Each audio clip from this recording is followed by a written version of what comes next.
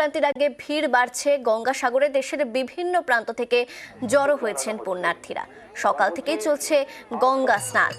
গঙ্গাসাগরে নিরাপত্তা রয়েছে, NDRF, coast guard এবং আঁটোসাঁটো করা হয়েছে নিরাপত্তা ব্যবস্থা।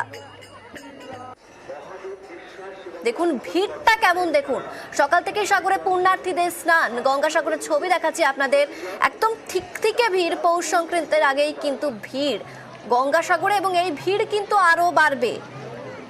অর্পণ রয়েছে, অর্পণের সঙ্গে একটু কথা বলি। অর্পণ, যা ভিড় দেখলাম, ভিড় তো আরো বাড়বে, এটাই স্বাভাবিক। নিরাপত্তা ব্যবস্থা সেটা একটু জানতে চাইবো।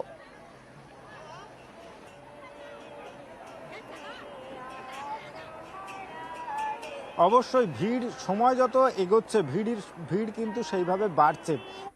যে ছবি দেখাচ্ছে 1 ঘন্টা আগের ছবি এবং এখন যে ছবি আমরা দেখাবো সেই ছবি দেখলে তুমি বুঝতেই পারবে যে সমুদ্র সৈকতে যে সাগরের পুণ্য স্নান সারতে এসেছেন যারা, পুরো সমুদ্র সৈকতটাই দখল করে নিয়েছে।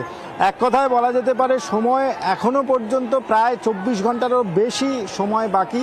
মহেন্দ্রক্ষণে অর্থাৎ মকর সংক্রান্তির যে পুণ্য স্নান আগামীকাল মধ্যরাতের পর থেকে সেই পুণ্য স্নান শুরু হবে এবং চলবে পরের দিন মধ্যরাত পর্যন্ত। সকালবেলা পর্যন্ত এই স্নান করা যাবে এবং তার যে মাহাত্ম্য, মকর সংক্রান্তির পুণ্য স্নান গঙ্গা সাগরে এসে কপিল মুনির আশ্রমে, যেখানে গঙ্গা আর সাগরের মিলন ক্ষেত্র, সেই পুণ্যভূমিতে এসে স্নান করতে লাখো লাখো মানুষ তারা রওনা দিয়েছেন। বাবুঘাট থেকে শুরু করে কচুবেড়িয়া, নামখানা এবং লট 8 যে কটা পয়েন্ট করা হয়েছে যারা পুণ্যার্থীরা আসার জন্য, সেখানেও কিন্তু প্রশাসনের তরফ থেকে জানানো হচ্ছে যে লাখো লাখো মানুষ তারা এসে ভিড় জমিয়েছেন। ধীরে ধীরে এই কুয়াশার জন্য কিছুটা হলেও ভ্যাসেল পরিষেবা ব্যাহত হয়েছে, বাস চালাতে সমস্যা হয়েছে, কারণ পুণ্যার্থীদের কোনো রকম কোনো অসুবিধা না হয় সে কারণে কিন্তু অতিরিক্ত সতর্কতা অবলম্বন করা হয়েছে। এই যে সাগর তটের ছবি আমরা দেখাচ্ছি, এখানে ত্রিস্তরীয় নিরাপত্তা বলয় তৈরি করা হয়েছে। যেমন ওয়াচ টাওয়ার থেকে পুলিশ কর্মীরা নজর রাখছেন, স্বেচ্ছাসেবী যারা রয়েছেন তারা সেখানে গিয়ে যাদের কোনো সমস্যা হচ্ছে সেটা দেখছে এবং জলপথে কোস্টগার্ড এবং এনডিআরএফ তার সঙ্গে রয়েছে অবশ্যই ড্রোনের মাধ্যমে এই পুণ্যার্থীদের ওপরে নজরদারি।